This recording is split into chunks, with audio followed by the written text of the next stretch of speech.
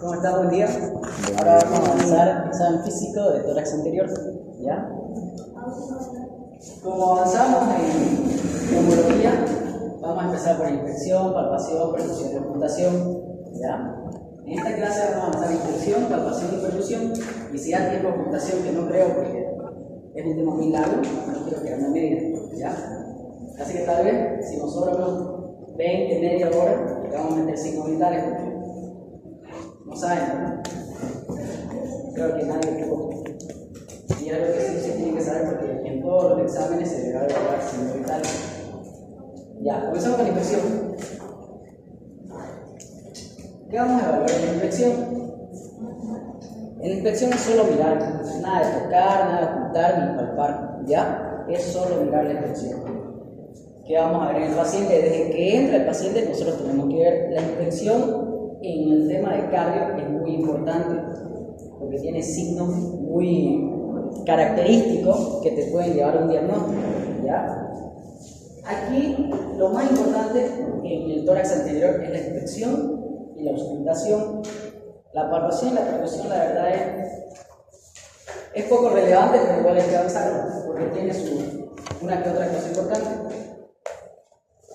¿Hay alguien? Parecía. Bueno, ¿y qué vamos a ver en la inspección? Vamos a ver la actitud o la postura. Hay enfermedades que te obligan a ponerte en una postura patológica, no normal.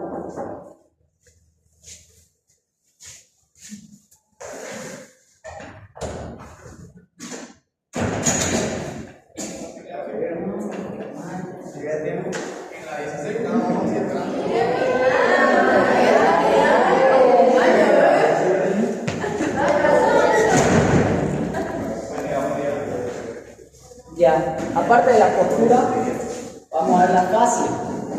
Eso ya han visto ustedes la fascia, pero hoy vamos a recalcar la más importante en el tema de cardio.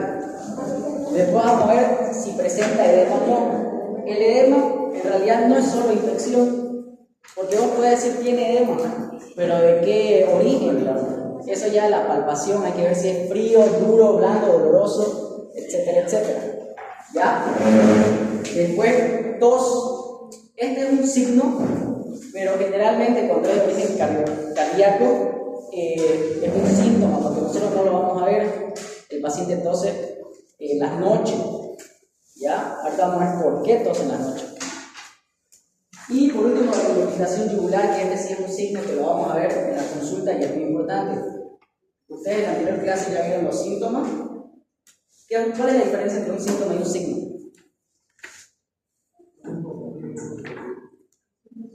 Un signo se puede observar y se puede medir. Un síntoma. El síntoma no es subjetivo, es lo que el paciente te diga. Así que el síntoma ya lo avanzaron ustedes en motivo de consulta, historia clínica. Ahora vamos a ver los signos que podemos observar. ¿Ya? Comenzamos con la primera, actitud o postura. Ya. La primera enfermedad y una de las más comunes en el tema de cardio es insuficiencia cardíaca.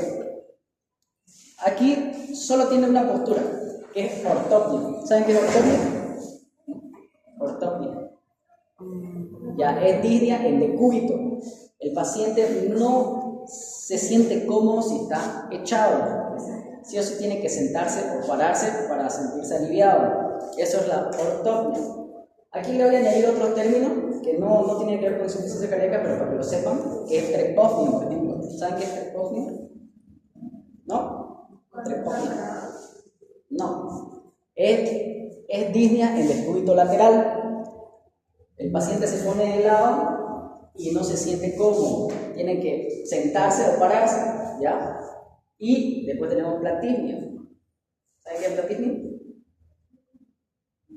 Pero sí, ese es su primer paciente. ¿Sí? Ya, platismia es disnea en bipedestación, es decir, parado. El paciente se para y siente disnea, ¿ya? Esos son términos que tienen que saberlo sí o sí. Pero en este caso, en la insuficiencia cardíaca, solo tiene ortopnia y también trepopnia, ¿ya? Pero quédense con ortopnia, que es disnea en decúbito. ¿Y por qué? Porque el paciente que tiene una insuficiencia cardíaca tiene la capacidad vital disminuida.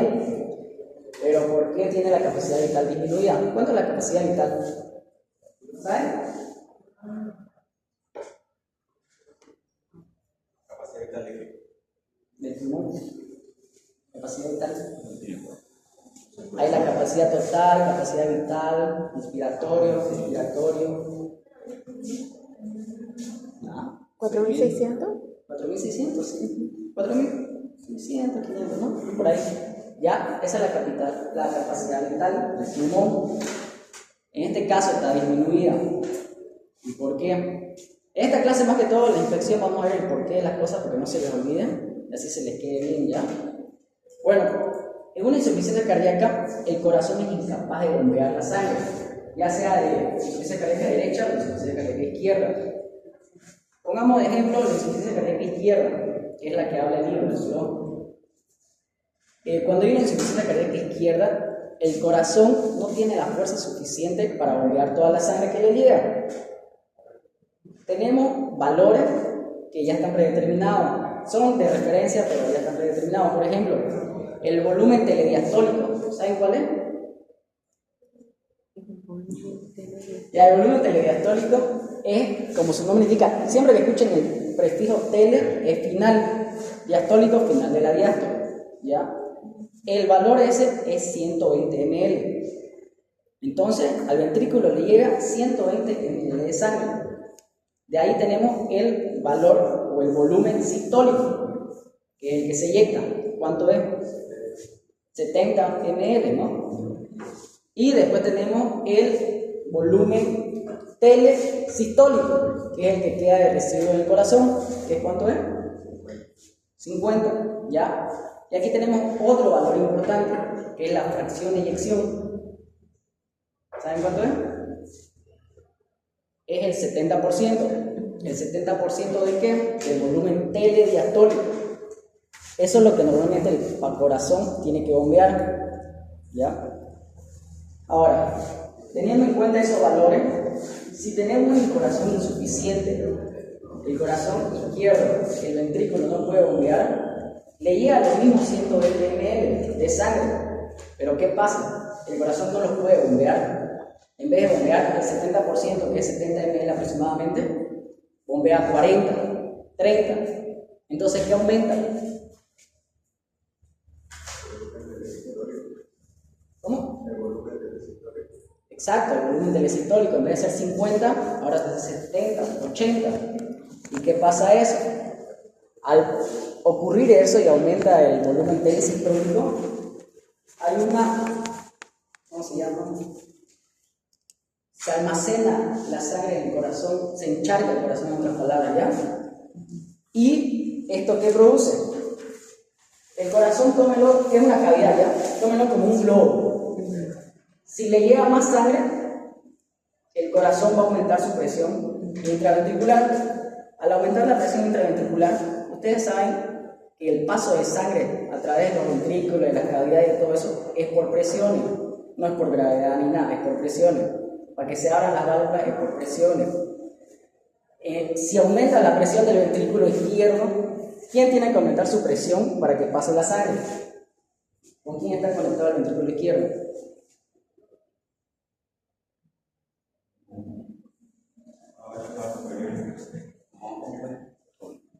Ventrículo izquierdo. No. Ya, pero está bien, está con la aorta. Pero al aumentar su presión, aumenta la presión retrógradamente. ¿Quién viene antes del ventrículo? ¿Quién le echa la sangre al ventrículo? La aurícula. La aurícula, ¿ya? Entonces, para que se abra la válvula, ¿qué válvula tenemos ahí? La bicúspide o la mitral. Para que se abra esa válvula, la aurícula tiene que aumentar su presión para poder vencer la presión del ventrículo, abrir la válvula y que haya un buen cebado, ¿no? En este caso, como se encharcó el corazón, aumenta la presión y esta aurícula tiene que aumentar la presión. ¿Y quiénes desembocan en la aurícula? En la aurícula izquierda.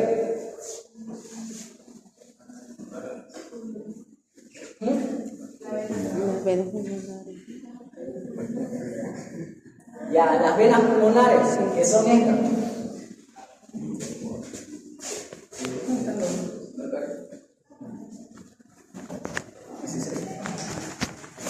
Ya aquí tenemos los pulmones.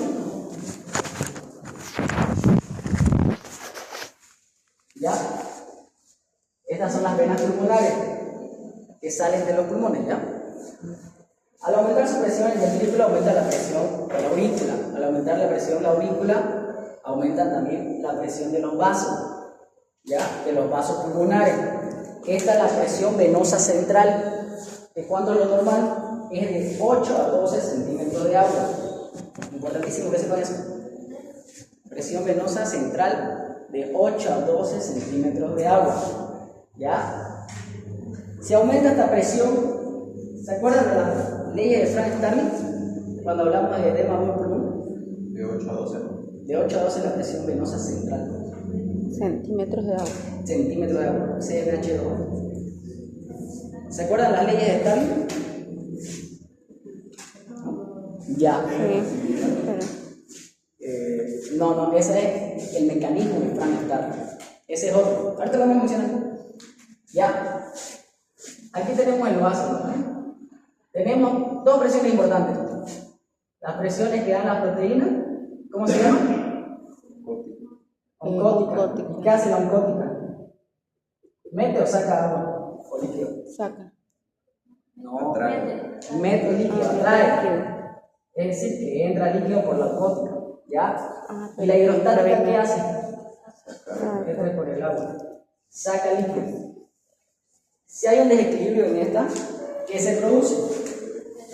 Edema del pulmón. Entonces, aumentó la presión en el ventrículo izquierdo, aumentó la presión en la aurícula izquierda, aumentó la presión venosa central y aumenta la presión en los vasos que entran al pulmón. ¿Qué va a pasar? Edema. Edema agudo del pulmón. ¿Ya? Un edema agudo del pulmón que causa, un edema agudo del pulmón cardiogénico. ¿Ya? Esto se debe a que aumenta la presión hidrostática. Una vez ocurre el edema agudo del pulmón, hay un encharcamiento del pulmón. Esto, ¿dónde van a irse encharcan? A los alveolos, ¿no? ¿Se acuerdan? Con la radiografía que lo vimos. Se encharcan los alveolos. ¿Y qué pasa en los alveolos? Lo fisiológico que es lo normal. Que haya aire, que haya hematosis, que haya buen intercambio gaseoso, ¿no? Y si hay líquido, no va a haber el correcto intercambio gaseoso, no va a haber una buena capacidad de aire, no va a poder entrar suficiente aire, así que va a estar disminuida la capacidad vital del pulmón. ¿Quedó claro? Porque eso es muy importante. ¿Ya? Porque esta capacidad disminuida nos va a llevar a otra consecuencia. Ya. Esta capacidad vital disminuida está dada por el aumento de presión, lo que mencioné, ¿no? Todo ese mecanismo. Ahora también tiene por otro mecanismo, que es debilidad muscular. ¿Y por qué debilidad muscular? Ustedes saben que los músculos se nutren con la sangre oxigenada, con la sangre con nutrientes, ¿no? Sale la sangre sistémica, va a todo el cuerpo, etcétera, etcétera, ¿no? ¿Ya? ¿Qué pasa si esa sangre no es suficiente? Hay una hipoperfusión tisular.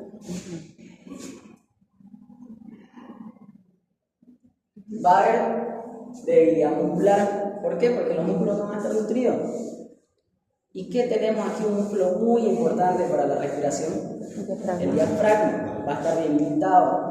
Entonces, si tenemos el músculo diafragma debilitado, no va a haber una buena respiración, ni expiración ni inspiración. ¿Ya? Y por eso el paciente tiene disnea de decúbito o también ortopnea.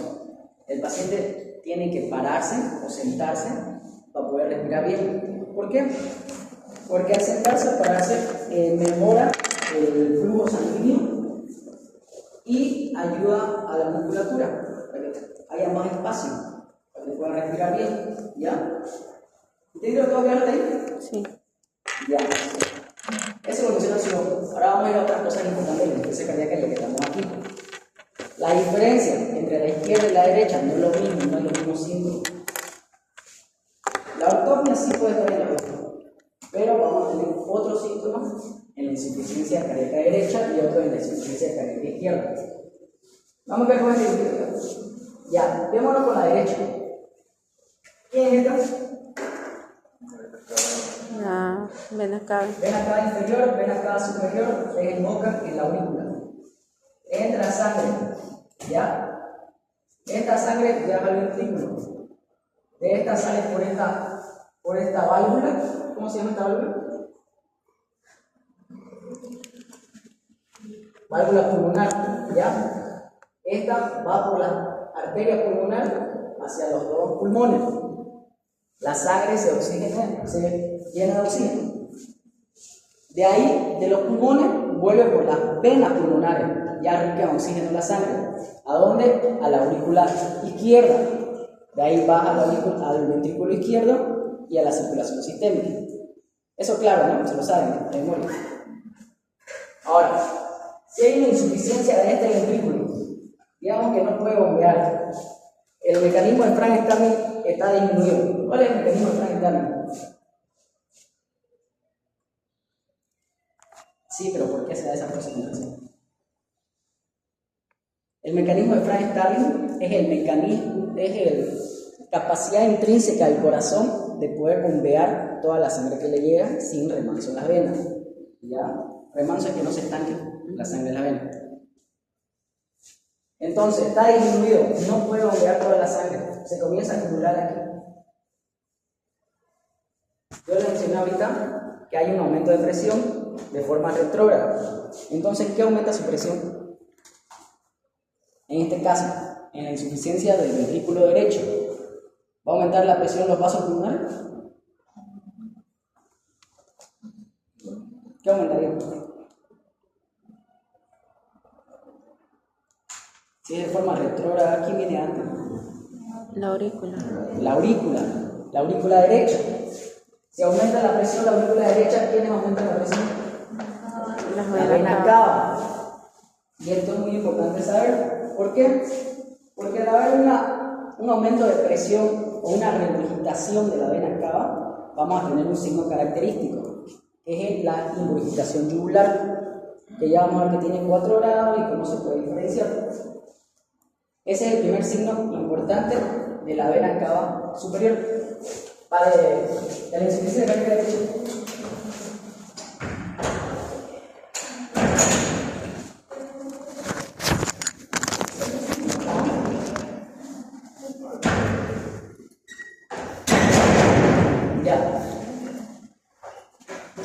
Ya. Eso en el caso que haya una regurgitación de la vena cava superior. Ahora, como también está conectada con la vena cava inferior, ¿qué pasa? Esta vena cava inferior, en esta vena cava inferior, desembocan dos venas importantes. Bueno, una directamente, ¿no? Que es la vena hepática. Desemboca aquí. Entonces, ¿qué pasa? Si aumenta la presión de la vena cava inferior o se encharca la vena cava inferior, las venas hepáticas también se van a encharcar, van a aumentar su presión. Esto va a producir un edema a nivel hepático. ¿Y qué se llama eso? Cuando crece el hígado, hepatomegalia. Y también va a haber una esplenomegalia, que es del vaso grande. Entonces ya tenemos los primeros, ya tenemos ingurgitación yugular, ya saben por qué, no se olviden. Ya tenemos hepatomegalia y esplenomegalia. Ahora vamos con lo otro. Edema periférico. ¿Por qué habrá edema periférico? ¿De dónde viene la sangre que llega a la aurícula?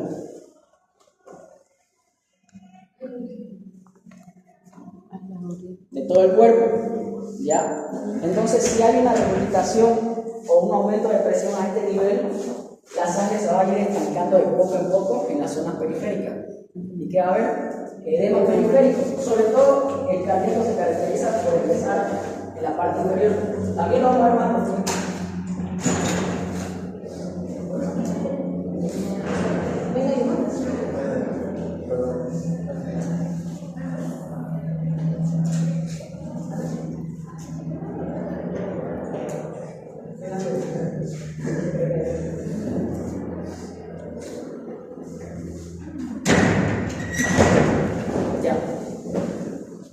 Entonces ya saben por qué hay irritación yugular, por qué hay edema, por qué hay hepatomegalia y esplenomegalia.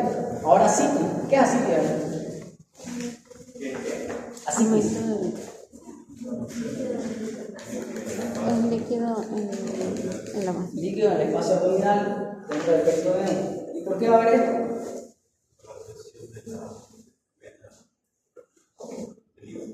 Sí. Por la presión de la vena del hígado. Claro, aumenta la presión de la vena del hígado, hay una hepatomegalia, no hay una buena circulación y sale líquido, ¿no? ¿Ya? ¿Tiene que ver algo con los riñones? ¿Cómo? ¿Tiene que ver algo con los riñones? No, los riñones no. No.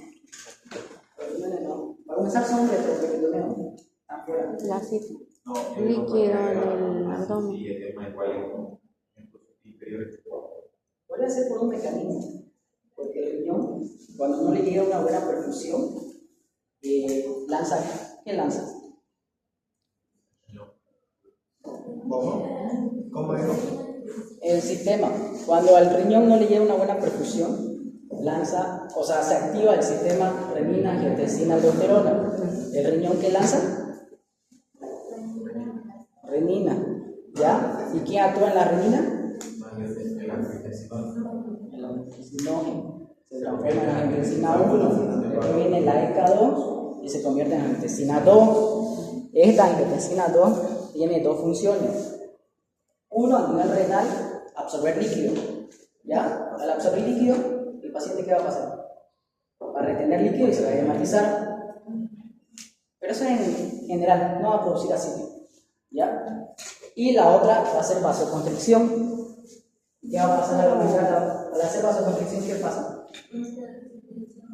Aumenta la resistencia, aumenta la presión hidrostática y también sale líquido. Pero el ácido líquido no Ya, aumenta ese volumen, la Ya volumen. no lo veo bien. Ya, entonces ya saben por qué hay ingurgitación, edema, cilia, hepatomegalia y esplenomegalia. Ahora cianosis. ¿Por qué hay cianosis? ¿Saben? Por este individuo. Es lo mismo, todo es lo mismo, todo es repetitivo. Al no haber una buena capacidad intrínseca del corazón, no puede bombear tanta sangre. Hay disminución de sangre, no se oxigena bien y pasa pasa poca sangre oxigenada. Entonces esta sangre viaja a todo el cuerpo, pero con poco oxígeno. Y entonces hay cianosis. Es una cianosis central, la vamos a ver en los labios sobre todo. ¿Ya? Ahora vámonos con la insuficiencia cardíaca izquierda. También tiene ortópico, que es digna en decúbito, ¿ya? Pero el paciente va a presentar edema o buen pulmón. Ya lo hablamos, ¿no? Ya saben por qué. Aumenta la presión del nodo central y hay encharcamiento de los pulmones. Cianosis, lo mismo, no hay una buena perfusión tisular, así que no hay una buena oxigenación. Aumento de la frecuencia cardíaca. ¿Por qué? A ver.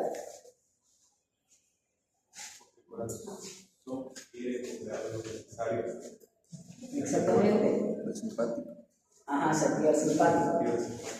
Como el corazón no está bombeando lo correcto, no está bombeando 70% del volumen diastólico, el cuerpo piensa que falta frecuencia y falta sangre, ¿no? Pero en realidad sí hay, solo que el corazón es incompetente. Así que se activa el sistema simpático y aumenta la frecuencia cardíaca para que bombee más rápido y así aumente el volumen minuto. ¿Entendido? ¿Sí? Y por último, alteración de pulso. Al haber menos sangre, ustedes saben qué es el pulso, ¿eh? Lo que sentimos. Al haber menos sangre circulando, el pulso va a estar más chiquitito, más lento también. Al menos que se aumente la presión, al menos que se aumente la frecuencia. Si el pulso está, a ver, eso ya lo avanzaron, ya deberían saber. ¿Cómo se llama el pulso lento? Ya está bien, pero no se me estoy equivocando. El pulso débil.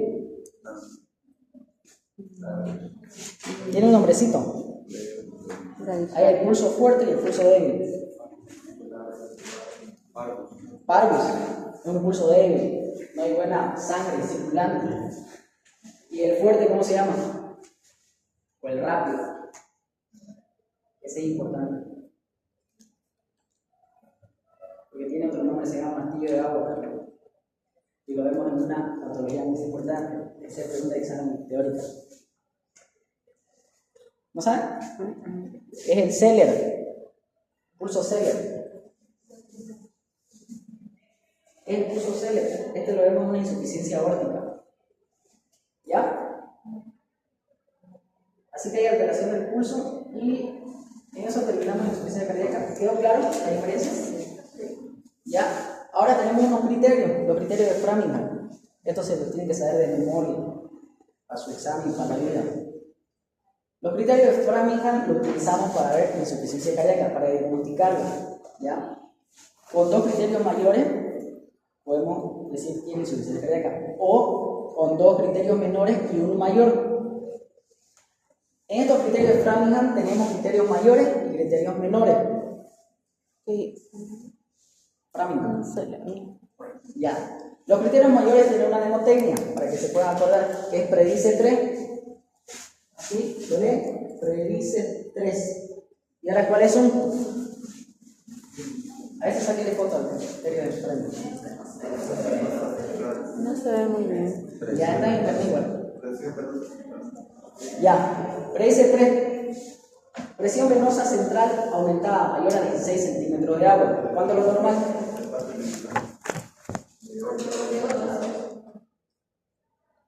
De 8 a 12. Ya, entonces aquí está aumentada mayor a 16. Después tenemos el reflujo hepatoyugular.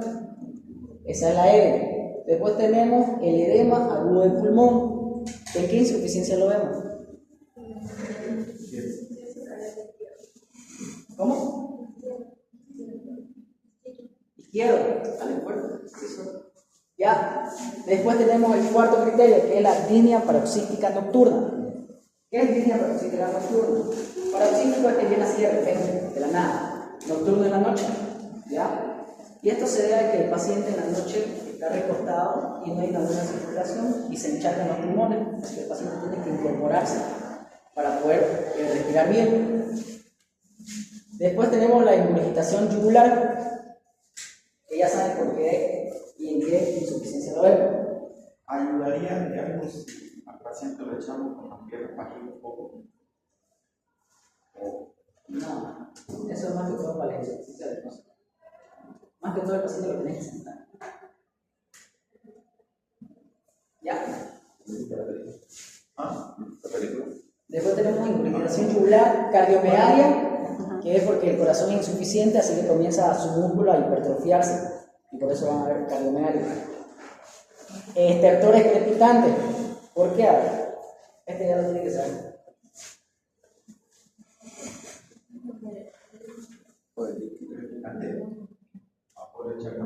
Exacto, el encharcamiento de los alveolos del pulmón. Lo vamos a escuchar, como lo escuchábamos en la pulmonía. Después, tercer ruido o ruido de galope. En vez de escuchar dos, vamos a escuchar tres.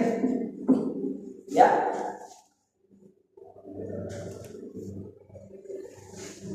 Y esos son los más importantes, pero en realidad se lo tienen que saber los dos: criterios mayores y criterios menores. Este tiene mnemotecnia, que es predice 3. Los criterios menores no tienen, pero pueden asociarlo con DD, TT, CHE. ¿Ya? ¿Cuál es la diferencia?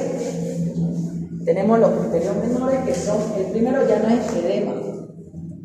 El primero ya no es disnea paroxística nocturna, ahora es disnea de esfuerzo. El segundo va a ser derrame pleural. ¿Ya? El tercero tenemos taquicardia. ¿Cuánto es lo normal de la frecuencia cardíaca?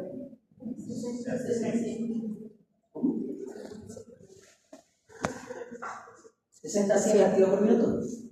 Ya, después tenemos la otra T, que es tos nocturna.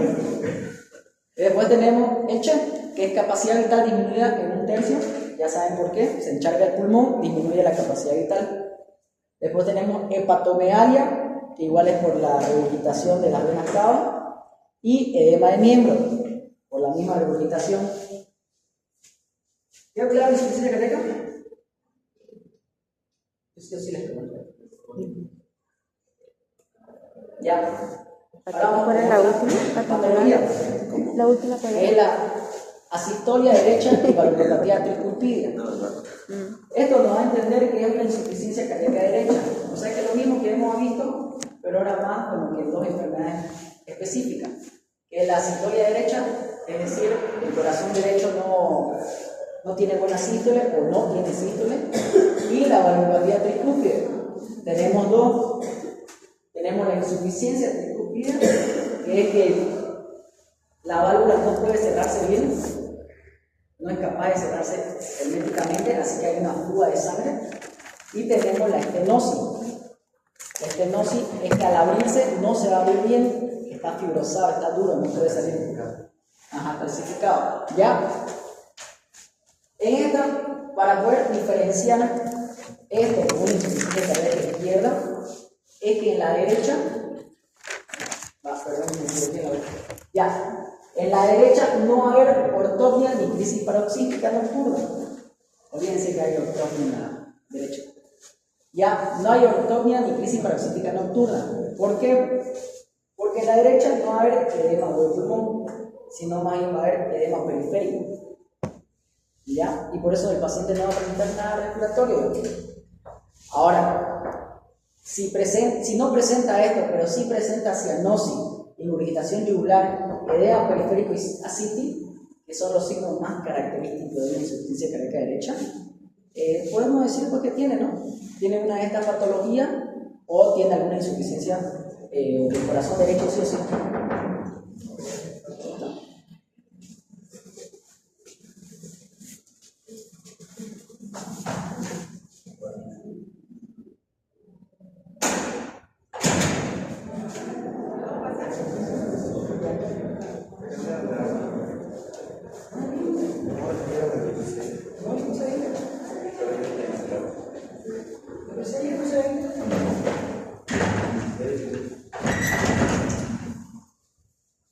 Ya. Entonces ya quedó claro hasta ahora. Ya saben qué tienen que ver entonces con la infección de insuficiencia cardíaca y los criterios que son muy importantes que se lo sepan. Vamos con la otra patología. Pericarditis con derrame. ¿Qué es pericarditis? Ya, el corazón tiene tres capas, ¿verdad? Tenemos el miocardio, que es el músculo. Tenemos el pericardio, que tenemos visceral y la parietal. Y tenemos otra capa. El pericardio. ¿Ah? Pericardio. Pericardio. Y miocardio. Miocardio es el músculo. ¿Ya? Ya, ahora, pericarditis. Pericarditis es una inflamación de estas capas, las últimas son las más periféricas. Tenemos la visceral y la parietal. ¿Ya? Estas pericarditis se pueden complicar con derrame. Y entre el pericardio visceral y entre el pericardio parietal tenemos otro espacio virtual, el espacio pericardio. Ahí es donde se puede acumular líquido y ahí es donde se produce el derrame pericárdico. ¿Ya? Ahora, ¿qué va a pasar con este paciente? ¿Qué postura va a presentar? Porque estamos ahorita viendo posturas, toda la infección. El paciente generalmente va a tener que optar por una postura genupectoriana, que es esa área. También se le llama la plegaria mahometana. O, en el caso de que esté recostado, va a sentarse y va a usar almohada para apoyarse, que esta también se llama el signo de flegma. ¿Y por qué eso, señora? Como hay un derrame pericárdico, esto va a estar obstruyendo que el corazón pueda expandirse y botar toda la sangre.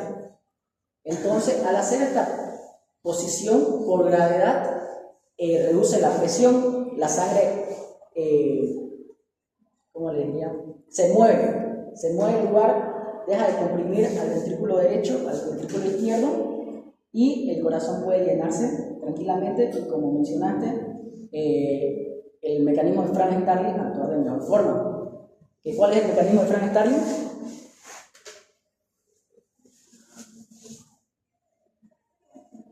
Lo hablamos hace ratingo.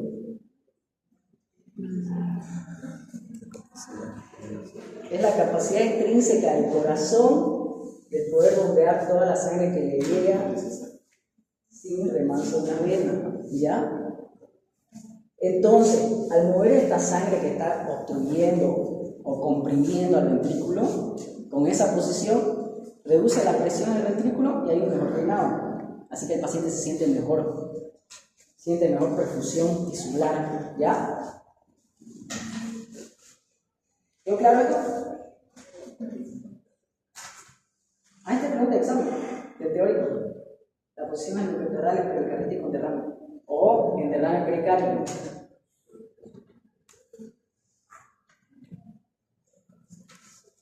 Ya. Después tenemos el síndrome de Pick, que la verdad que esto son los ventrículos que están en el suelo y por ahí me parece interesante. No, el de Pick.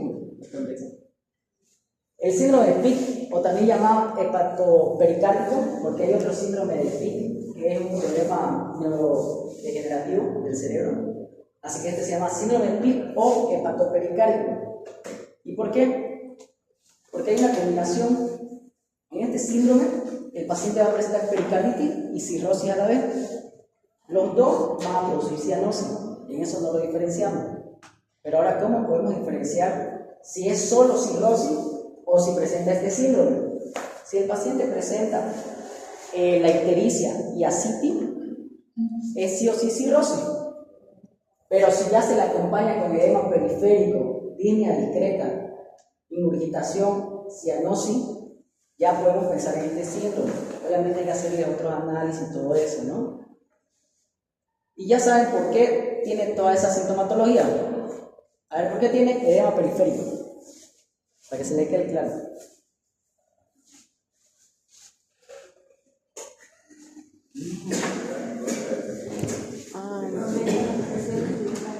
Por una debilidad, ¿no? ¿Por qué tiene que edema periférico? No se bombea bien la sangre y aumenta la presión intestinal. Pero por el video. Por la cirrosis. Por la cirrosis. ¿Qué pasa en la pericarditis? El corazón no se puede distender, entonces hay una insuficiencia. Si hay una insuficiencia, hay una regurgitación. Si hay regurgitación, va a haber edema periférico. ¿Ya? Tienen que tenerlo claro de la insuficiencia cardíaca. Lo van a ver en cardiovascular. El tema más importante. ¿Ah? Ya. Y ese es el síndrome de Pick. El paciente va a presentar así. Eso es ascítico, es acumulación de líquido en el abdomen que puede llegar también a presentar estría. Y sí lo pueden diferenciar, digamos, ¿no? Porque un paciente puede estar flaquito, pero parecer embarazado, ¿no? Y la otra imagen es un edema periférico con ascitis. En realidad, este ya es un edema generalizado. ¿Cómo se llama el edema generalizado? Se llama anasarca. Es cuando ya, bueno, ahorita vamos a ver los grados de edema, ¿no? Pero es cuando ya está en todo el cuerpo o en la mayoría. Después tenemos la tetralogía de Fallot. El paciente va a preferir una posición en cuclillas. ¿Por qué? Ya, primeramente, ¿qué es la tetralogía de Fallot? La tetralogía de Fallot es un problema congénito en la cual va a presentar 4 cosas. Va a presentar una aorta cabalgante. Esto se da porque hay un desplazamiento de la desembocadura de la aorta en el ventrículo más a la derecha. Este desplazamiento hace que el ventrículo, más que la aorta, termine muy cerca del otro problema que hay en la tetralogía de Fallot, que es esto, la comunicación interventricular. Al haber esta estrechez, que estén muy juntos, hay un shunt. ¿Saben qué es shunt? Un cortocircuito. Exacto, la sangre desoxigenada se combina con la sangre oxigenada y sale menos sangre oxigenada por la aorta. ¿Ya? Así que hasta aquí tenemos dos, la aorta cabalgante y la comunicación interventricular. Después, ¿cuál es el otro signo? O bueno, el otro problema. Es una estenosis pulmonar. Ya les comenté que la estenosis es cuando la válvula está estenosada, está fibrosada, no puede abrirse bien, así que va a salir menos sangre, te va a cortar. Y por último, hay una hipertrofia del ventrículo derecho. ¿Y por qué?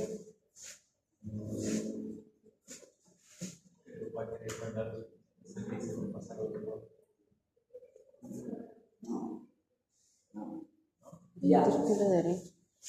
Al haber la estenosis pulmonar, esto produce que haya un aumento de presión. Todo es presión. Al haber un aumento de presión, el ventrículo derecho, como que es la que bombea sangre, ¿no? A través de esta válvula pulmonar, va a aumentar su fuerza. Y al aumentar su fuerza, como todo músculo, se hipertrofia. Y por eso hay una hipertrofia del ventrículo derecho, por la estenosis pulmonar. Ya. ¿Quedó claro entonces esto? La tetralogía. Ahora la sintomatología.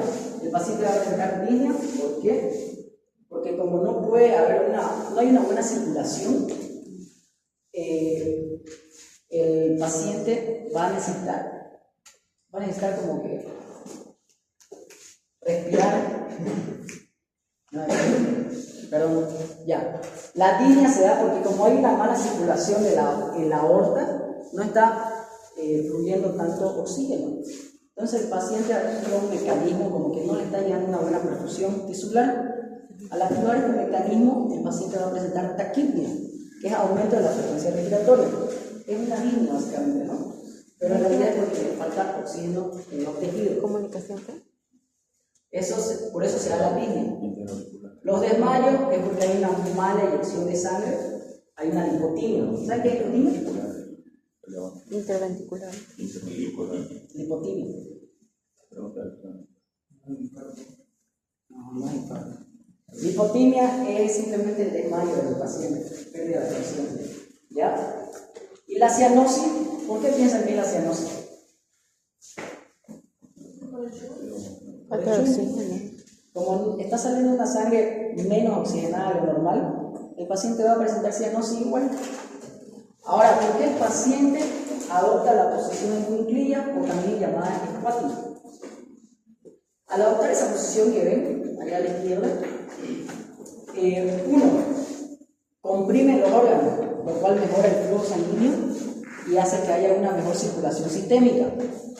Y dos, al adoptar esta posición, aumenta la presión de los vasos periféricos, sobre todo de las piernas, e igual mejora el flujo sanguíneo y hace que haya una mejor perfusión. Y por eso el paciente se siente más cómodo al adoptar esta posición. Según el psicólogo dice que solo los niños adoptan esta posición, porque después cuando son grandes le da vergüenza y lo intentan camuflar atándose la trenza o agachándose a recoger algo. Según el psicólogo. Hay que poner la prueba. Hay que poner la prueba más tarde nosotros. Ya. Después tenemos la otra enfermedad, crisis de angina de pecho. ¿Qué es angina de pecho? Fisiopatología, tal vez ya lo avanzamos. Dolor por la pequeña, No es dolor, presenta dolor. pero hay los espasmos, Puede ser por vasospasmo o puede ser por una obstrucción, ya, a nivel de las arterias coronarias. Ahora, el paciente, tenemos dos anginas, la inestable y la estable. La inestable, el paciente puede estar viendo tele y de la nada le viene el dolor compresivo. Y la estable es al hacer esfuerzo, que recién le viene el dolor y la angina de pecho. Ahora, ¿cómo va a presentar su postura el paciente cuando le venga la crisis? Se dice que claudica, queda quieto, le viene ese dolor y queda quieto ahí. Ya sea si está caminando en la calle, donde sea, queda quieto. Y aparte tiene este signo, el signo de la corbata de Weckenbach. Esa es pregunta del teórico. El paciente agarra su mano al nivel del esternón en la parte superior y comienza corbata de Weckenbach. Y se queda así quieto y con la mano aquí. En la parte del esternón, en la parte superior. ¿Ya? Ahora el paciente, después de que le pasa la crisis o en medio de la crisis, después de unos segundos, prefiere estar parado o tirarse a un sillón, sentarse y descansar. Y ya vamos a ver la fascia, que la fascia presenta angustia y un dolor compresivo. Ahora vamos con el infarto de miocardio. Que esto es parecido a la angina, pero en esta sí hay una obstrucción, si hay necrosis, si hay infarto, si hay isquemia, ¿ya? En este infarto de miocardio, el paciente va a optar casi en la misma posición o en la misma postura. El paciente va a poner la mano aquí en el precordio y va a ponerla como en mano de arma. En vez de tenerla así, ¿no? Va a tenerla ahí, como agarrándose, porque va a tener un dolor compresivo.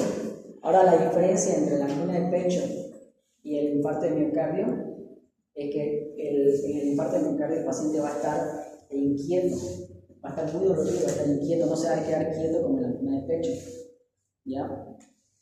Y la fascia, esta es una fascia hipocrática, pero ya así bien exagerada, porque esta paciente debe tener un cáncer terminal. Pero el paciente, cuando le viene el infarto, también presenta una fascia hipocrática, es decir, una frente perlada, ojos hundidos y una angustia o un dolor, o sea, se le nota el dolor en la cara. Y así se puede pillar también al paciente como está abajo, con la mano en el precordio, en garra y con una full angustia e inquieto, a diferencia de la angina de pecho que está quietino y atieso. ¿Quedó claro todo? Y tenemos la última enfermedad que presenta una postura, que es la arteriosclerosis o tromboangitis de Buerger. ¿Qué es la arteriosclerosis? La arteriosclerosis es una fibrosis o una pérdida de elasticidad de los vasos sanguíneos, sobre todo en los de mediano y gran calibre. Y tromboangitis es lo mismo, pero a causa de un trombo. La angitis significa que es también una fibrosis de las paredes de los vasos, pero como tiene trombo, es a causa de los trombos, ¿ya? ¿Y qué va a presentar este paciente? Este paciente le va a comentar, porque esto no lo van a ver ustedes, que en la noche se levanta, en la noche se siente incómodo. Y esto se debe porque al echarse el paciente favorece a la éxtasis venosa. ¿Qué es la éxtasis venosa?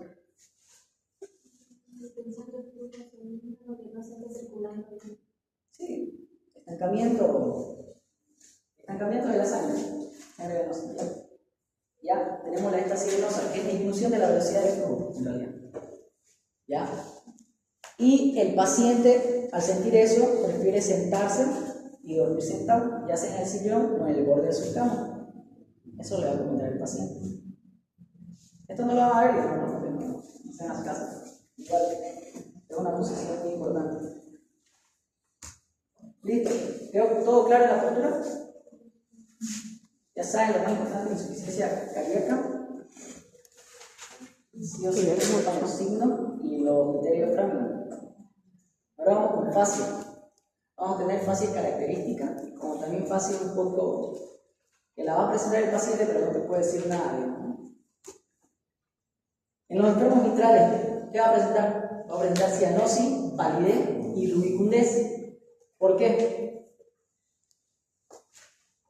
Tenemos la válvula mitral, ¿no? Que es el ventrículo, bueno, es del corazón izquierdo. Ya, al haber una enfermedad mitral, ya sea una estenosis o una insuficiencia, no hay una buena perfusión tisular. ¿Por qué? Porque el paciente es incapaz de bombear la sangre suficiente. Esta mala perfusión va a producir dos cosas: la palidez y la cianosis. Uno, palidez porque no hay buena sangre, no va a llegar sangre suficiente a los tejidos. Y la cianosis, ¿por qué? Porque a pesar de que llega poca sangre, llega también desoxigenada, ¿ya? Y por eso presenta cianosis central, es decir, más que todo en la boca, en la comisura labial, en la nariz y en los lóbulos, ¿ya? Y la rubicundez es por un estancamiento al nivel de la fascia. Después tenemos los valvulares aórticos. Estos son cardíacos blancos. Se llaman cardíacos blancos. Este también es pregunta de examen del teórico, ¿ya? ¿Y por qué caliento blanco? Porque el paciente presenta una palidez extrema. Ahora, valvulares aórticos significa que hay una enfermedad a nivel de la válvula aórtica. ¿Cuál es esa válvula?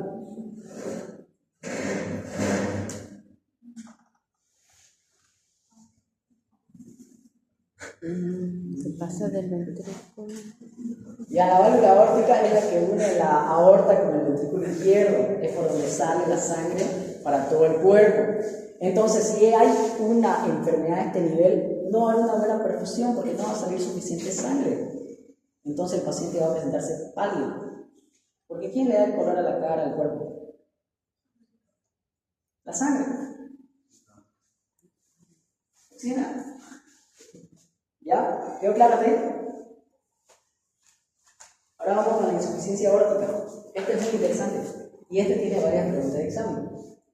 El del teórico. ¿Ya? La insuficiencia aórtica, su fase va a presentar, lo que vamos a ver en la cara, va a presentar 3 signos característicos. 4. El signo de Muset. ¿Saben cuál es el signo de Muset? Yo creo que lo han escuchado. Movimiento rítmico con el latido cardíaco. ¿Ya? El paciente va a presentar un movimiento rítmico de la cabeza con el latido cardíaco. Ese es el signo de Muset, es característico de la insuficiencia aórtica. Después tenemos el hipopupilar o también llamado Rocch-Landolfi.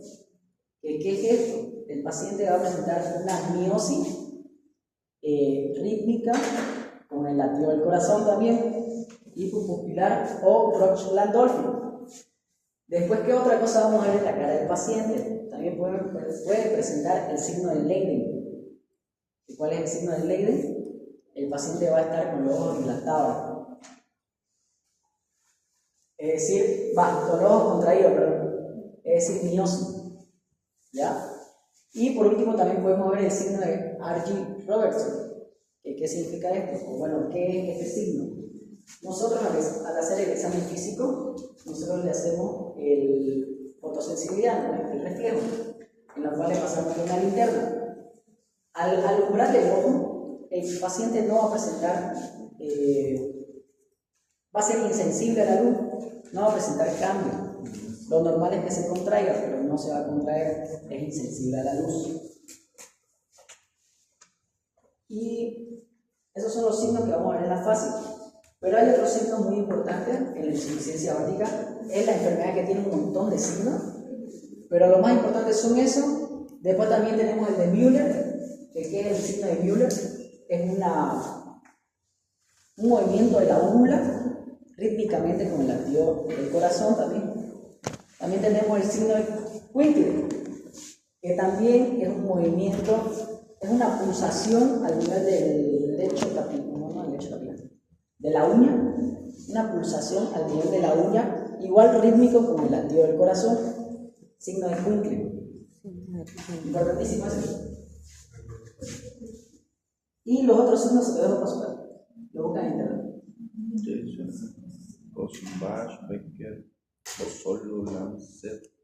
Son miles de signos. Pero los otros no son tan importantes. Martillo. Ya. Ahí terminamos con la insuficiencia aórtica y nos vamos a las lesiones tricúspide. Que aquí el paciente va a presentar cianosis e ingurgitación yugular. ¿Dónde está la válvula tricúspide? ¿El corazón izquierdo o derecho? Derecho. Entonces va a presentar la sintomatología del corazón derecho, que es cianosis e ingurgitación yugular. ¿Ya? ¿Quedó claro? Después tenemos la crisis de angina del pecho.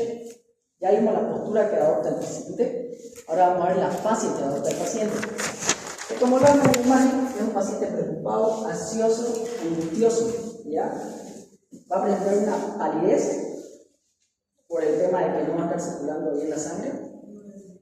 Y una frente perlada. ¿Qué significa frente perlada? Que el paciente va a estar sudando en la frente, ¿no? Va a tener como gotita de sudor. Y ahí terminamos con la fase. Entonces hasta ahorita estamos viendo postura y fase. Todo esto es una inspección que tiene que ver el paciente. Ahora vamos con edema. Esto es importantísimo, el edema. Primero vamos a ver el edema generalizado o de origen cardíaco y después vamos a ver el de origen circulatorio. El origen cardíaco es bilateral y ascendente. ¿Por qué es bilateral? Porque va a afectar a ambos miembros, porque el problema es el corazón. ¿Ya? Es ascendente y esto es una característica muy importante de que sea ascendente. Empieza en los miembros inferiores, va ascendiendo hasta el escroto y después ya se hace en la sarga. ¿Ya? Generalmente, o bueno, siempre respeta la cara, excepto en 3 casos: en pericarditis constrictiva, en cardíacos derechos con derrame y en obstrucción de la vena cava superior. Pero la diferencia, ¿saben cómo es el edema de origen nefrótico? ¿De origen nefrótico? ¿O de origen renal? ¿No? El edema de origen nefrótico o renal comienza en la cara. El paciente se despierta y comienza con los párpados inferiores hinchados. Esa es la gran diferencia a un origen cardíaco. El de origen cardíaco empieza por las piernas y va ascendiendo. Y, excepto en estos tres casos sí no respeta la cara, si hay derrame al nivel, o si hay edema al nivel de la cara. Y el de la obstrucción de la vena cava superior tiene un edema característico, en realidad, que es el edema en clavina, que es edema de cara, miembros superiores y cuello. Todo esto lo tiene diagramizado. ¿Ya? Ahora, el edema de origen cardíaco o cualquier edema tiene 4 grados y lo podemos medir mediante 3 cosas: el tiempo, la distancia que se forma la fobia, la profundidad, el tiempo que dura esa fobia y hasta dónde llega el edema. La magnitud, es decir, la profundidad de la fobia. Nosotros, al hacer la presión al nivel del edema, se va a formar una fobia, va a dejar huella. Es el signo de Robert. ¿Ya? Cuando nosotros hacemos la presión y no hay ninguna distorsión del contorno, es decir, no se hunde ni nada, es un edema grado 1. Ahora, cuando se hunde 4 milímetros, ya lo consideramos un edema grado 2. 6 milímetros, grado 3. Y por último, 1 centímetro ya es grado 4. No sé si es el que más se utiliza, la verdad, porque uno no está con sus reglas midiendo la fobia, ¿no?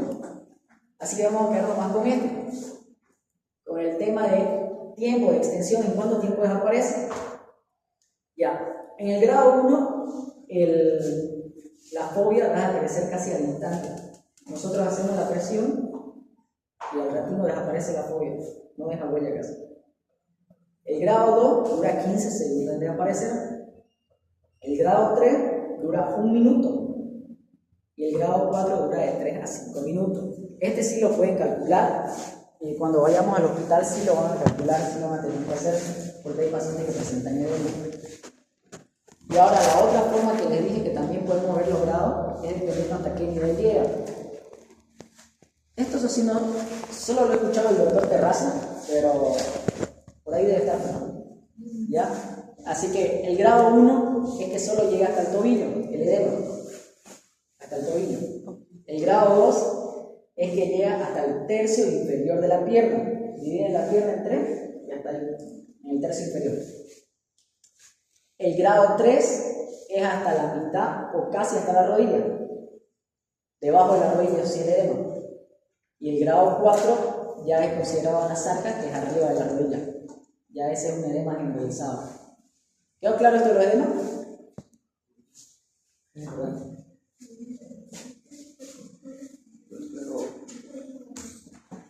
Ya. Esos son los edemas de origen cardíaco, que son los que ustedes tienen que anotar en su historia clínica si el paciente presenta. Otra cosita. El símbolo se pone con cruce, no se pone edema grado 1, grado 2, grado 3. se pone con cruces. Si el paciente presenta grado 3, vamos a poner 3 cruces. Si presenta grado 2, 2 cruces. Edema, 2 cruces. ¿Ya? Y ahora sí, vámonos con el origen circulatorio. Aquí vamos a tener varios tipos de edema y sus características de cómo diferenciarlos. El primero que vamos a ver es el de la obstrucción venosa. El paciente se va a ver así. ¿Qué es lo primero que nota?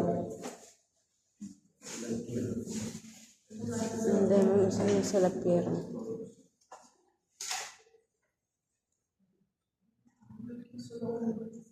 Es unilateral. Esa es una característica unilateral. ¿Por qué? Porque sería mucha coincidencia que se excluyan las dos piernas al mismo tiempo, ¿no? Ya, esto es una obstrucción venosa, así puede ser por un factor extrínseco o intrínseco. Extrínseco por algún tumor e intrínseco por algún trombo, por ejemplo en la trombosis venosa profunda. Este edema va a ser unilateral, va a ser un edema frío. ¿Por qué? Porque no hay inflamación. ¿Se sabe la tetrada de Celsius? Puede llegar a ser templada.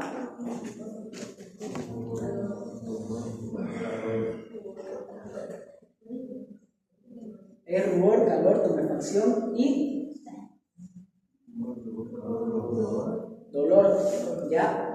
En este caso no hay inflamación, así que no va a tener la tetrada, solo va a tener tumefacción, así que va a ser un edema frío, no va a haber mucha sangre, porque ¿quién le da la temperatura a nuestro cuerpo? Es una función de la sangre. ¿Ya? Este va a dejar fobia, va a tener un tinte azulado porque es una sangre desoxigenada, es unilateral y, importante, disminuye al levantar el miembro. ¿Por qué? Porque hay una menor circulación venosa. Porque ustedes saben que tenemos nuestras venas. Nuestras venas no es que viajan solo por presión, tienen que subir. En la mayoría de los casos tienen que subir en contra de la gravedad. Así que uno viaja por presión, pero a esto lo ayudan unas válvulas que tienen. Nuestras venas tienen unas válvulas, que eso se van cerrando para que vaya subiendo la sangre. Así que al levantar los miembros lo ayudamos con la gravedad y no se le dejamos todo el trabajo a esa válvula. O sea, se enfría la pierna. Se enfría la pierna. Siente frío a los pacientes. Hay personas que dicen que no enfría la pierna, siento frío, todo esto. A mí me pasa y no sé. Es normal. Que le duele ¿La circulación o...? de la circulación. Ya. Después tenemos la tromboflebitis. ¿Qué es tromboflebitis? Ya vimos tromboquitis, ahora tromboflebitis. ¿Qué es flebitis? De las venas. Itis, ¿qué es itis? Inflamación de las venas. ¿Ah? Inflamación Sí, de las es venas. inflamación de los vasos a causa de un trombo. ¿Ya? Eso es tromboflebitis, esa es la diferencia entre tromboflebitis y tromboquitis. Tromboquitis no hay inflamación, es como la fase final, digamos, ya hay una fibrosis de los vasos. En la tromboflebitis sí hay inflamación. Y si hay inflamación, ¿qué va a presentar? La tetrada de Celsius va a presentar tumefacción, que es el edema inflamatorio, va a presentar calor, es decir, lo va a tocar y va a estar caliente, doloroso, y en este caso dice que es un color blanco brillante. Pero si lo ven en la imagen, igual se ve como con rubor, pero como está muy distendida la piel, se tiene ese aspecto como de porcelana, que le da un aspecto brilloso a la piel, y por eso se dice que es un color blanco brillante. Este no reduce el levantarlo. ¿Por qué? Porque el problema no está en la sangre, está en los vasos. Así que va a seguir inflamado. Va a seguir inflamada la pierna si la levantamos, como sea. Y este no deja huella. O bueno, casi no deja fobia. Casi no tiene el signo de Godet. Y así se ve. ¿Lo ven? Es esta pierna de persona. Aquí se ve como brilloso, con rubor, hinchado. Y si lo tocamos y le preguntamos, bueno, que está caliente y con dolor.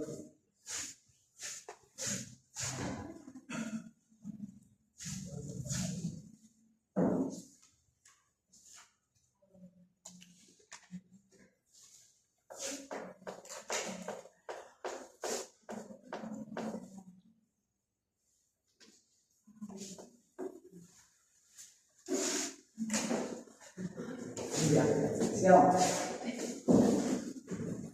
Después tenemos las varices esenciales, que este se da por una insuficiencia valvular venosa. Como les mencioné, tenemos válvulas. En estos casos, estas válvulas son insuficientes. Si son insuficientes, ¿qué pasa?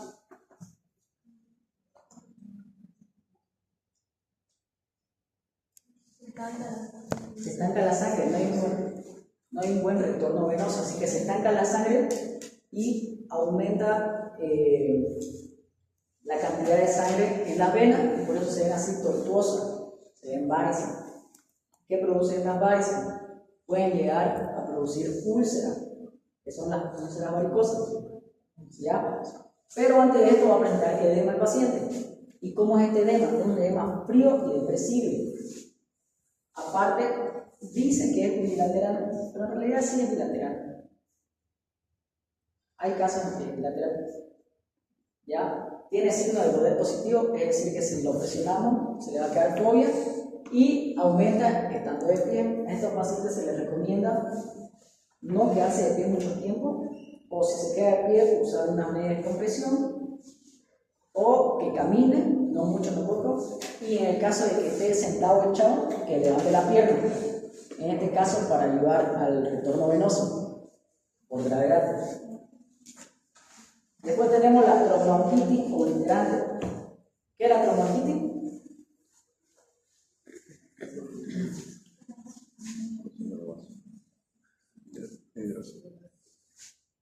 Endurecimiento de los vasos, gracias a un trombo, ¿no? Obliterante, ¿qué significa obliterar?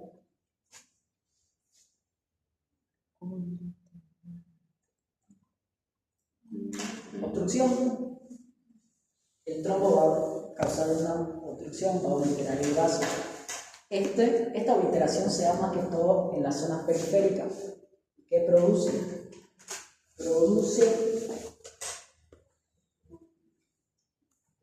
Aquí no.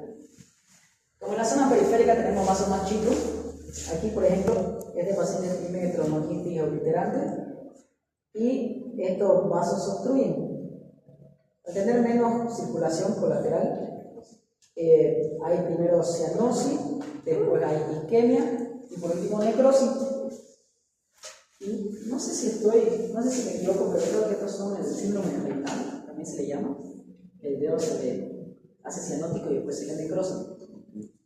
Y también se llama el signo del dedo muerto, algo así. Está en el suelo. Veanlo eso.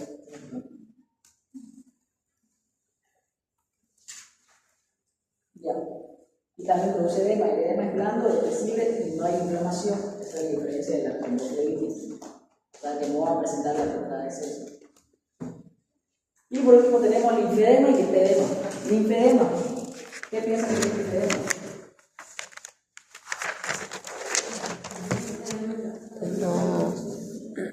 Edema a causa de los vasos linfáticos, por alguna obstrucción, porque no hay una buena circulación, o porque simplemente se acumula, hay una producción, se comienza a acumular en los vasos linfáticos y se produce edema.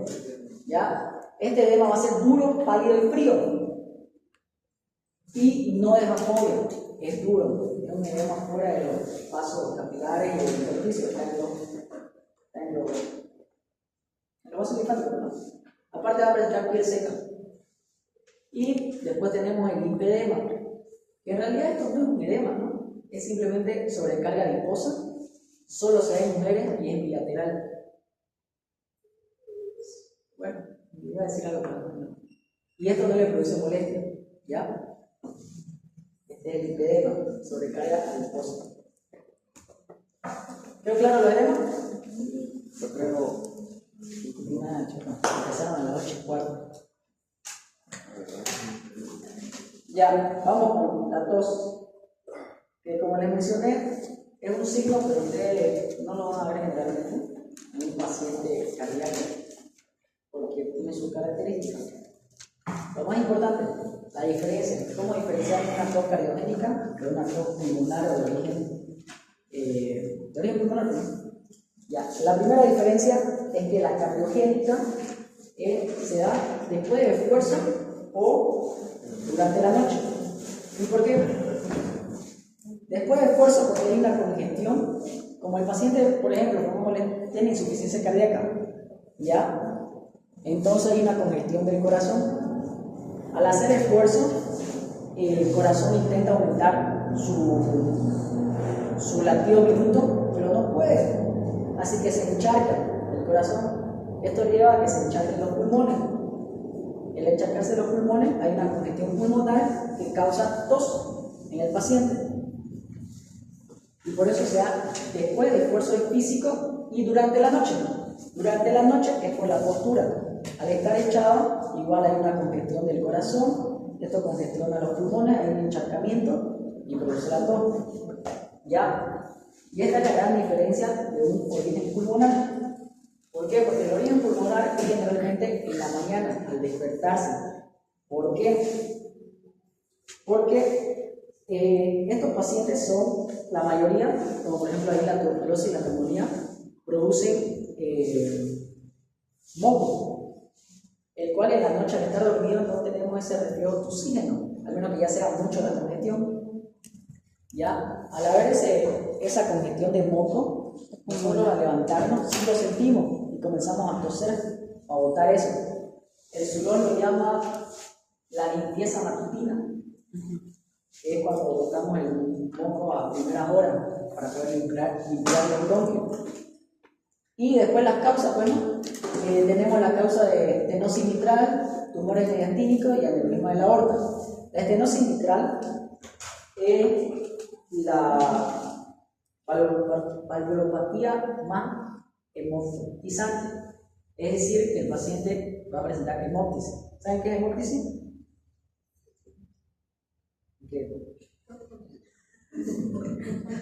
Todo con sangre, ¿ya? Es la patología que más produce hemoptisis. Después, el tumor mediastínico y el aneurisma de la aorta, no hay un término claro de por qué produce todo, pero se dice que es por compresión de la tráquea. Es decir, no es que tenemos el callado de la aorta, si sale un aneurisma, este va a comprimir a la tráquea que se encuentra ahí cerquita. O también si hay un tumor mediastínico, comprime la tráquea y este produce todo. ¿Quedó claro? Y después el pulmonar ya vimos por qué. Tuberculosis pulmonar. ¿Es claro esto de la tos? Etcétera.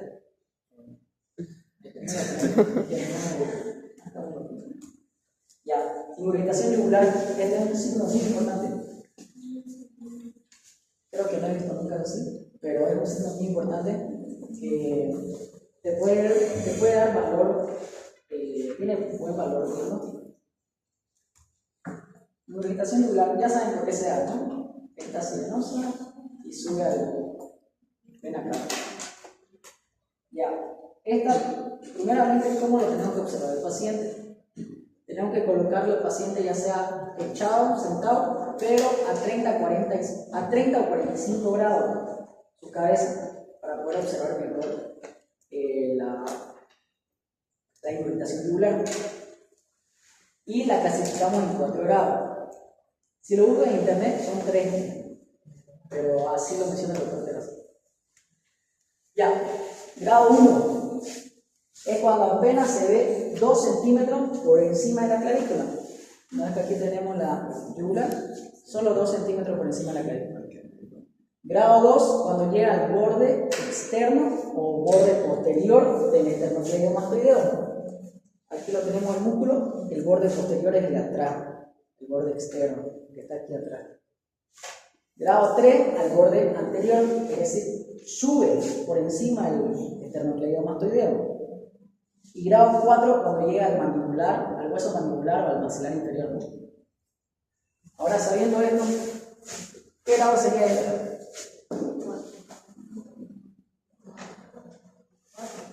4. ¿Y este? 3. ¿Y si por aquí? 2. Ya. Es muy importante que tomen en cuenta la lubricación. Listo, ahí tenemos la inspección. Eso sería toda inspección. Ahora vamos a ir con palpación y percusión. ¿A qué traemos? Nada, no creo. No quiero quedarme a tratar. Ya. Palpación. Ujú. Para que vayan a la media todo bien.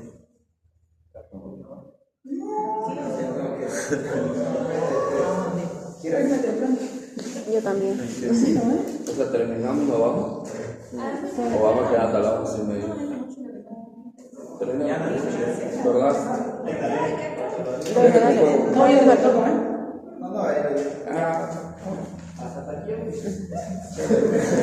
Ya vamos a acabar.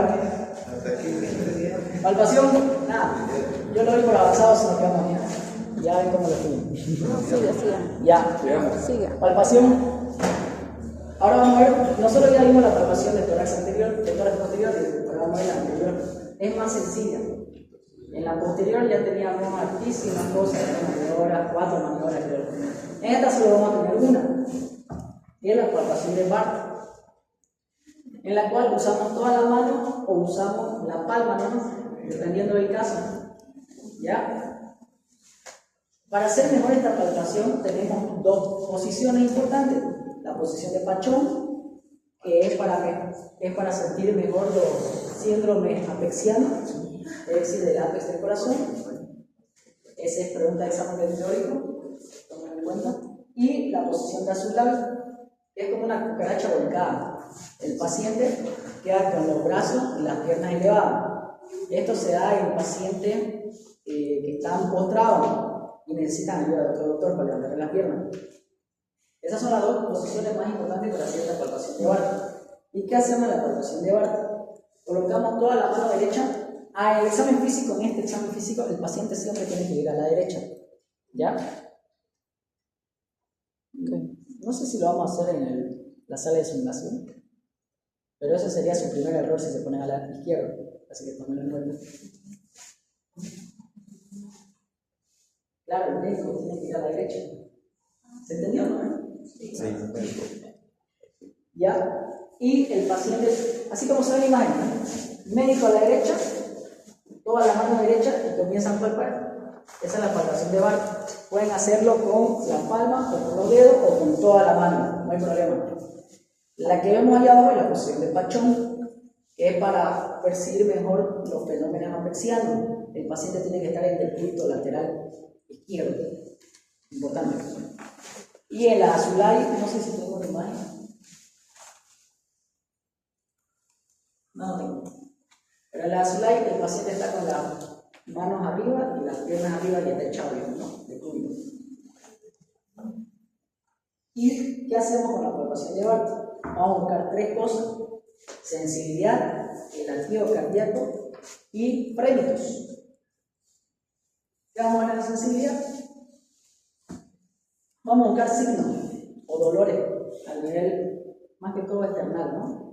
O al nivel costal. ¿Cuál es el primer signo? El signo de Canaris. ¿Y qué es el signo de Canaris? Al palpar, el paciente va a sentir dolor si palpamos al nivel del esternón y de las costillas. Va a sentir dolor, ¿ya? Ese es el signo de Canaris. Todos estos signos son importantes, así que tomen en cuenta. Después tenemos la neuralgia intercostal. ¿En qué consiste la neuralgia intercostal? Es el dolor en las zonas superficiales del nervio intercostal. El nervio intercostal tiene tres zonas superficiales. Esos tres lugares donde se encuentran superficiales del nervio se llaman puntos de Bayes. ¿Ya? El que nos importa en este caso es el anterior, porque como el tórax anterior. El otro ya lo vieron haber visto, el tórax posterior, en teoría es así. ¿Ya? El de tórax anterior se encuentra al lado del esternón. Al lado del esternón está el punto de Bayes. Después el tórax posterior, para que recuerden, se encuentra al lado de la... ¿Cómo se llama? De los cuerpos vertebrales. ¿Ya? Después tenemos el síndrome de Tietze. Este es importantísimo. Este es dolor en el segundo o tercer, en la segunda o tercera unión del cartílago con el esternón. Es decir, aquí tenemos 1, 2, 3, a este nivel, tercero o cuarto. Aquí le palpamos así y el paciente presenta un dolor. Lo normal es que no presente dolor en nada de esto, ¿no? Y después tenemos algunas enfermedades que presentan dolor a nivel del precordio.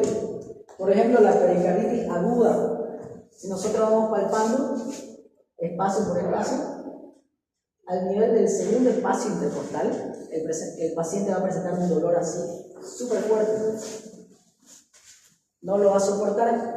Esto se ve en la pericarditis constrictiva. Después tenemos el otro, que este es el punto el de la aortitis. Este es el de la aortitis. Es otra enfermedad. Este se llama el punto de Peter. Punto de Peter. Ya no está aquí, pero es el punto de Peter. Está en su sulón. Si me equivoco, se los comento por WhatsApp. Pero pónganle por el momento aortitis, punto de Peter. ¿Y dónde está el punto de Peter? Está en la unión del esternón con la parte superior del esternón. ¿Ya? Con el manubrio. Básicamente está en el manubrio del esternón, el punto de Peter, que es un dolor a nivel de la aortitis. La aortitis, la inflamación de la aorta. Y eso sería la sensibilidad. ¿Quedó claro? ¿Sí? Sí. Ya. Ahora después vamos también a palpar con la palpación de Bart los latidos cardíacos. Lo normal en un paciente adulto es que presente, nosotros al palpar sintamos los latidos cardíacos en el quinto espacio intercostal al lado izquierdo. Si lo sentimos al lado derecho, ¿qué piensan? El corazón no está en su lugar. ¿Cómo se llama? Dextrocardio o cicloinverso, también con todo, ¿no? Ya, lo normal es que sea el quinto espacio intercostal izquierdo, ¿ya? Sobre la línea medioclavicular, para ser más exacto, ¿no? Después, en los niños se encuentra en el cuarto espacio y en los ancianos en el sexto. Así que es importante que sepan la edad para no confundirse y no pensar que tiene cardiomegalia o que lo tiene muy chico el corazón. Después, patológicamente lo podemos encontrar en estas tres enfermedades desplazadas. Por ejemplo, en un derrame pericárdico, el latido cardíaco se va a desplazar hacia la izquierda, hacia afuera, ¿ya? Y se va a subir. ¿Por qué? Porque al haber sangre lo está comprimiendo al ventrículo, lo está subiendo al ventrículo, así que el latido cardíaco lo vamos a sentir más arriba. ¿Ya? ¿Quedó claro ahí? Después, en la hipertrofia ventricular, hipertrofia, el corazón está más grande, es decir, que vamos a encontrar más abajo el ápex. Así que el latido cardíaco lo vamos a encontrar en el sexto o séptimo espacio intercostal. Y por último, en la insuficiencia cardíaca global, que este no es importante, pero lo encontramos en el sexto o séptimo espacio fuera de la línea medioclavicular. Esto se da por una hipertrofia también, ¿no? Que crece y baja el latido cardíaco. Después tenemos los frénitos. ¿Qué es un frénito? Frénito. Frénito.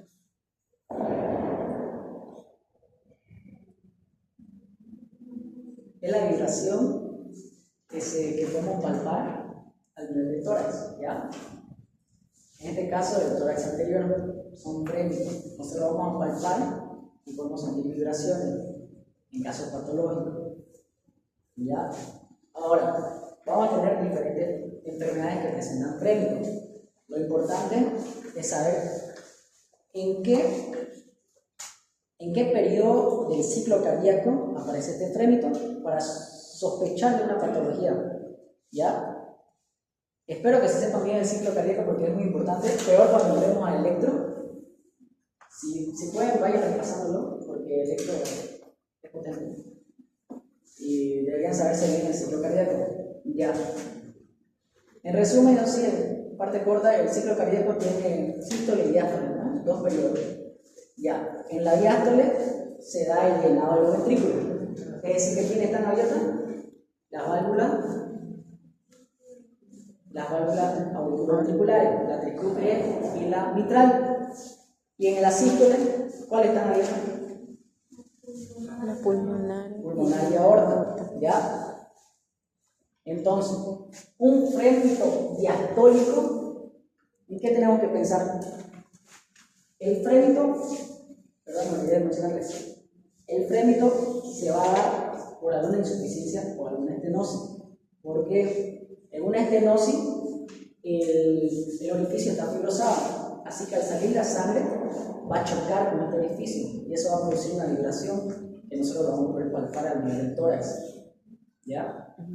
Y en una insuficiencia, lo contrario, la válvula no se puede cerrar, así que va a haber reflujo de sangre y eso también va a producir ese reflujo de sangre con la nueva sangre choca y produce vibración. Esos son los frémitos. Ahora, frémito diastólico, en la punta todavía. ¿En qué tenemos que pensar? En una estenosis mitral, porque en la vía diastólica está abierta ¿quiénes?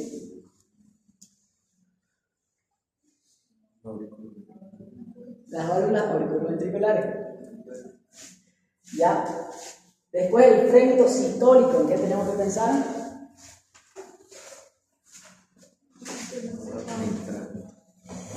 En una insuficiencia mitral. ¿Y por qué? Porque en una insuficiencia mitral la válvula no se puede cerrar bien y en la sístole la válvula tiene que estar bien cerrada. Entonces va a volver la sangre, va a chocar y eso te va a dar el frémito. Después, un frémito sistólico. También es importante los espacios, pero eso lo vamos a ver cuando en la ocultación, para que no se compliquen, ahorita solo estamos viendo algo así simple. En la ocultación sí se lo tienen que saber bien todo, dónde escuchar qué y qué.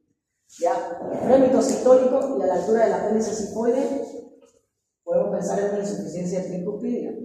Y frémito sistólico en el foco pulmonar, estenosis pulmonar de la válvula pulmonar.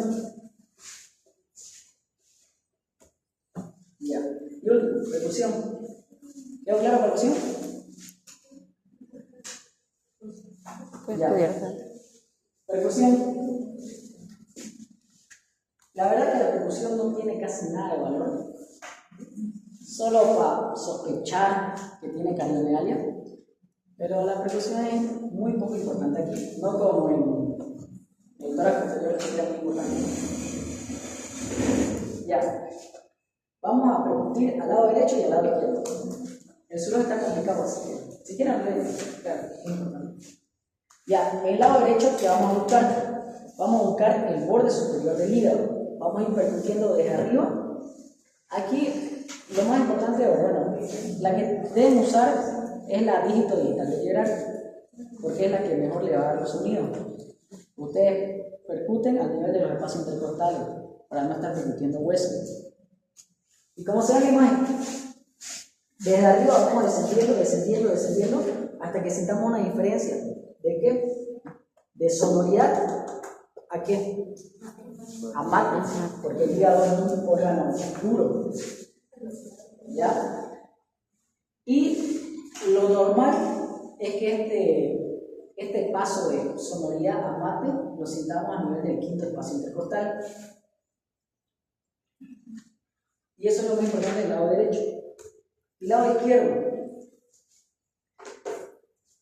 Aquí tenemos que buscar la matriz del corazón, que como les mencioné, solo sirve para ver si hay una hipertrofia, bueno, para sospechar si hay hipertrofia. ¿Y cómo lo delimitamos? Nosotros a este nivel del vaso, entre el vaso, el corazón y el estómago, tenemos un espacio hueco, que es el espacio de Traubé. Ese espacio tiene timpanismo o hipersonoridad, ese lo van a escuchar bien así como el estómago. Desde ahí comienzan, percuten ahí en la zona de Traubé y van subiendo. Cuando sientan la diferencia entre timpanismo y matidez, es porque ya han llegado al borde inferior del corazón. Ahí hacen una línea. ¿Y a dónde tiene que llegar el corazón generalmente? ¿A qué espacio?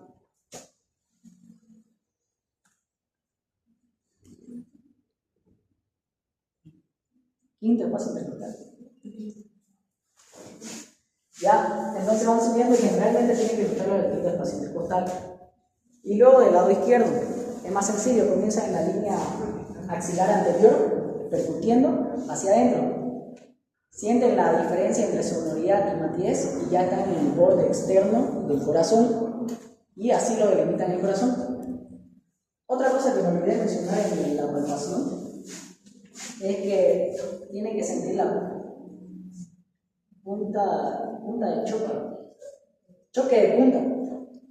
Ese choque de punta, cuando es hipertrofia o alguna patología, lo van a sentir como un globito. Ustedes ponen aquí en el quinto o sexto espacio intercostal y cada vez que haya elección, digamos latido, lo van a sentir como un globito que golpea con su dedo. Es importante que palpen eso y busquen eso. Y listo, terminamos.